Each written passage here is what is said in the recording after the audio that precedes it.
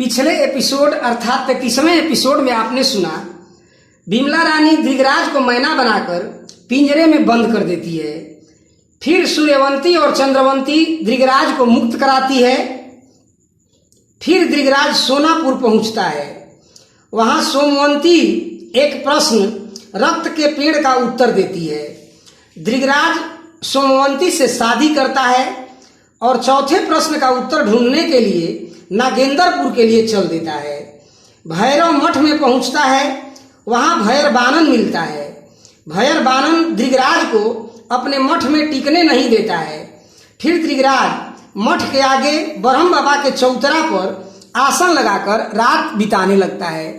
अब आगे की कहानी अर्थात 34वें एपिसोड की कहानी विस्तार से सुनिए। 34वां एपिसोड सोरठी ब्रिजभार की कहानी का अंतिम एपिसोड है। अब इसके बाद आप लोगों को कुछ छोटी छोटी नई नई कहानियों का संग्रह मिलेगा, तो चैनल पे बने रहिए और इस अंतिम एपिसोड और सोरठी ब्रिजभार के इस अंतिम एपिसोड को ध्यान से सुनिए और कहानी का आनंद लीजिए।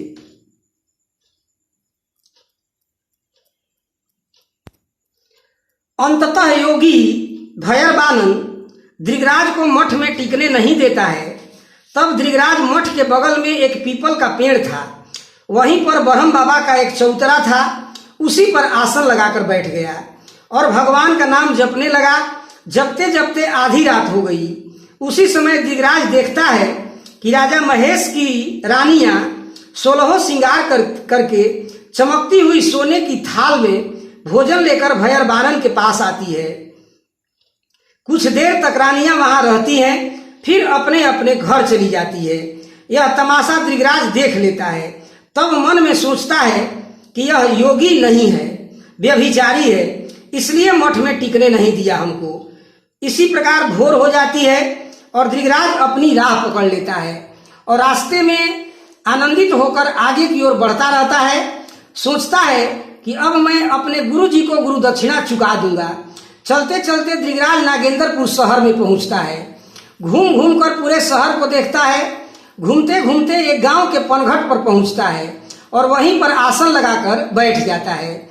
वहां कुछ पनिहारिन आती हैं और योगी को देखकर मोहित हो जाती हैं। आपस में बात करती है कि देखो ना सखी, कितना सुंदर योगी है। यह हम लोगों के राजकुमारी नागवंती के लिए अत्यंत योग्य दुल्हा है।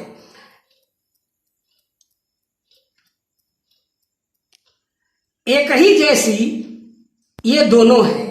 यदि दोनों का विवाह हो जाता तो कितना अच्छा होता है। तब दूसरी पनिहारिन कहती है कि राजा की लड़की से कैसे शादी होगा।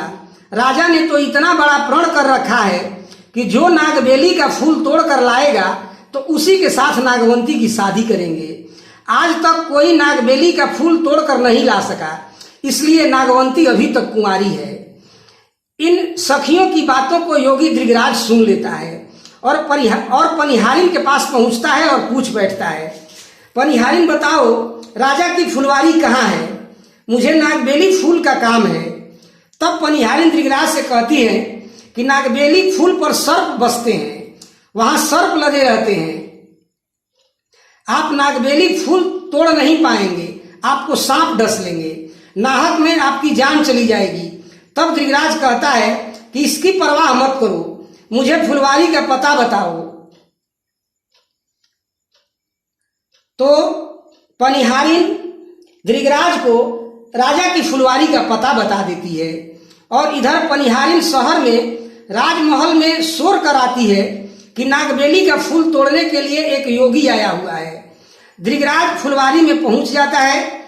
घूम घूम कर नागबेली का फूल का पेड़ खोजने लगता है। तो नागबेली पेड़ के पास पहुंचता है तो देखता है कि पेड़ पर सर्प लदे हैं। छतर निकालकर सर्प पूरे पेड़ में लिपटे हुए हैं। उसी पर सुंदर सुंदर नागबेली का फूल लगा है। नागबेली का यह वह पेड़ के पास पहुंचता है, फूल तोड़ने का प्रयास करता है तो सर्प फुफकारने लगते हैं।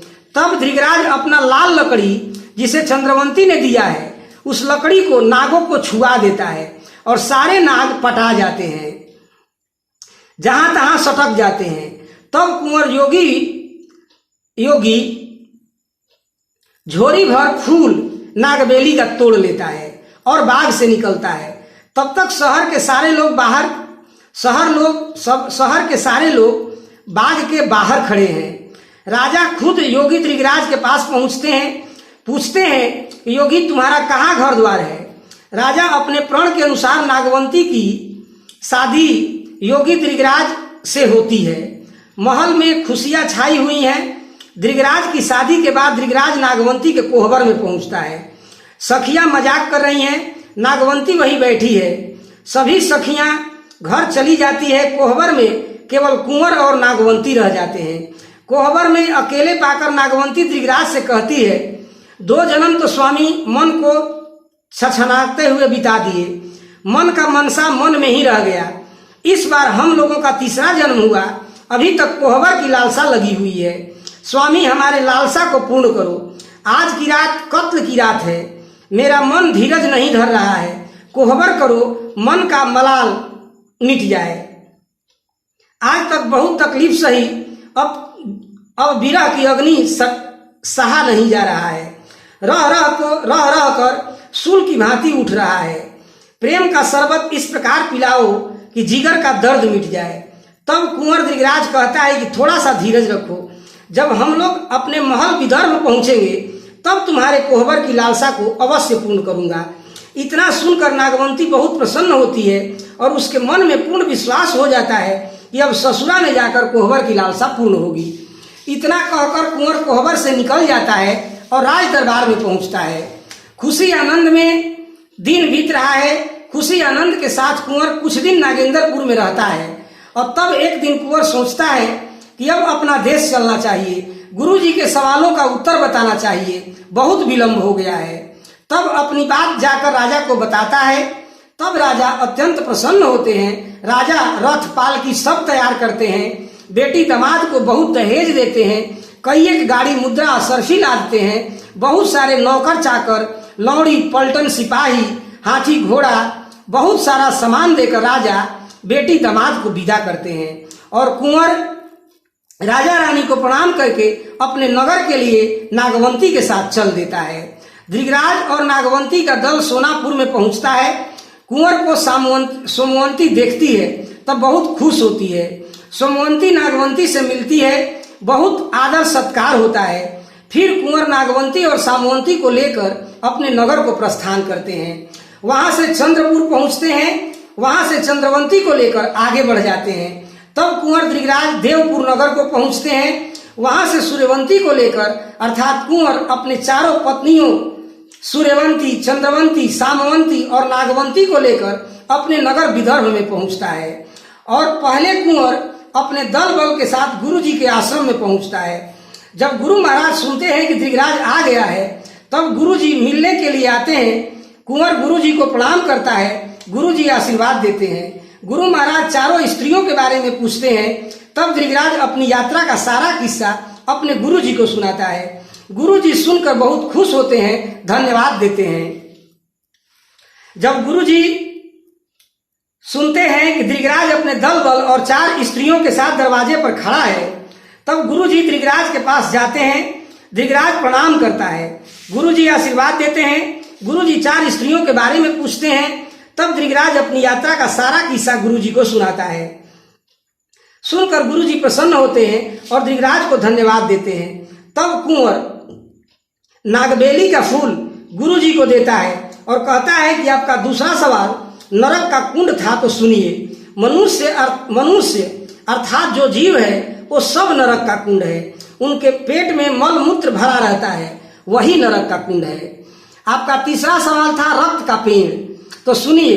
रक्त का पेड़ हम सभी जीव हैं। मनुष्य से लेकर सभी जीव रक्त के वृक्ष हैं। इनको छोड़कर और कोई दुनिया में रक्त का दूसरा वृक्ष नहीं है। आपका चौथा सवाल था कि वह कौन सा जानवर है जो सुबह 4 पैर से, दोपहर को 2 पैर से और शाम को 3 पैर से चलता है। तो सुनिए, वह जानवर मनुष्य ही है। सुबह अर्थात बालपन में बकैया चलता है। वो 2 हाथ 2 पैर से चलता है। जब बड़ा होता है तो पूरा जवानी भर अर्थात दोपहर को केवल 2 पैर से चलता है और शाम अर्थात बुढ़ापा में लाठी के सहारे अर्थात 3 पैर से चलता है। वह जानवर मनुष्य ही है। तब धृतराज के उत्तरों को सुनकर गुरु जी बहुत प्रसन्न होते हैं, अमोघ आशीर्वाद देते हैं। कहते हैं कि जाओ बेटा, तुम्हारे जैसा शिष्य नहीं होगा, जाओ सुखपूर्वक राज्य करो, संसार में तुम्हारा नाम और यश अटल रहेगा। तब धृतराज गुरु जी को प्रणाम करके अपने दल बल को लेकर अपने महल में पहुंचता है। तब कुंवर के माता पिता देखते हैं कि पुत्र 4 स्त्रियों के साथ कुशलता पूर्वक घर आ पहुंचा है। खूब आदर सत्कार होता है, महल में खुशियां छा जाती है। चारों कन्या अपने सास ससुर को प्रणाम करती हैं। तब रानी चारों पतोह को लेकर राजभवन में आती है, सबको उनका कमरा देती है। महल में जलसा हो रहा है। कुछ दिन बीतता है, तब नागवंती शुभ समय देखकर विचार करती है कि 3 जन्म तक छछनत दिन बीता है, 2 जन्म में तो स्वामी दगा दे दिए, कोहबर की आस पूरी नहीं हुई, अब की बार सैया के साथ कोहबर करूंगी, मन की लालसा पूरी होगी। तब नागवंती कोहबर का उपाय रचती है, कोहबर की तैयारी करती है। खुश होकर नागवंती कोहबर भवन जाती है, सेज सजाती है, लाल पलंग पर गद्देदार तोशक तकिया लगाती है और आज सुहाग रात है, इससे उसका अंग अंग फड़कने लगता है। कोहबर में एक सुंदर सा दीपक जलाती है, इत्र गुलाब सेज पर छिटती है, गम गम कोहबर गमक रहा है। मगही पान का बीड़ा लगाकर सोने की थाल में सेज पर रखती है। तब नागवंती रच रच कर अपना 16 श्रृंगार 32 आवरण करती है, काजल लगाती है, पैजनी पहनती है, झुलनी पहनती है, सारे आभूषण पहनती है, सिंदूर लगाती है। मन में सोच सोच कर प्रसन्न हो रही है कि आज स्वामी के साथ कोहबर करूंगी। ऐसा सोच सोच कर कोहबर भवन में पहुंचती है। तब तक धृतराज भी कोहबर भवन में पहुंच जाता है। स्वामी को देखकर इतनी आनंदित होती है कि वर्णन नहीं हो रहा है। स्वामी को भर अखबार पकड़कर सेज पर बिठा देती है। दोनों हंस हंस कर मधुर बातें करते हैं।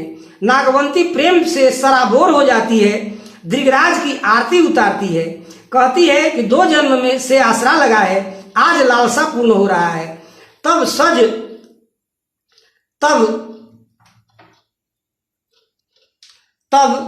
सेज ऊपर धृतराज और हेमंती प्रेम से अभिभूत होकर झिल मिलकर कोहबर खेलने लगते हैं। दिल का सारा दर्द मिट जाता है। कोहबर के सुख का किस प्रकार बखान करें, यह सारा संसार जानता है। जिस प्रकार तीसरे जन्म में नागवंती अर्थात हेमंती की लालसा पूर्ण हुआ, उसी प्रकार भगवान सबकी लालसा पूर्ण करें।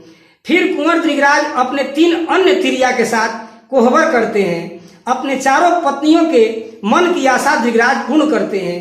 तब धृतराज विदर्भ का राजा बन जाता है और अपने 4 रानियों के साथ विदर्भ नगर में सुखपूर्वक राज्य करने लगता है।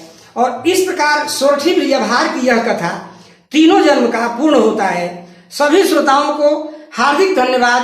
अब आगे मैं आप लोगों के लिए मलिक मोहम्मद जायसी की रचना पद्मावत की कहानी को लेकर प्रस्तुत रहूंगा। और इस प्रकार हमारे चैनल भारतीय लोक कथाएं को सब्सक्राइब कर लीजिए और कथाओं का आनंद लेते रहिए। बहुत बहुत धन्यवाद। जय हिंद, जय भारत।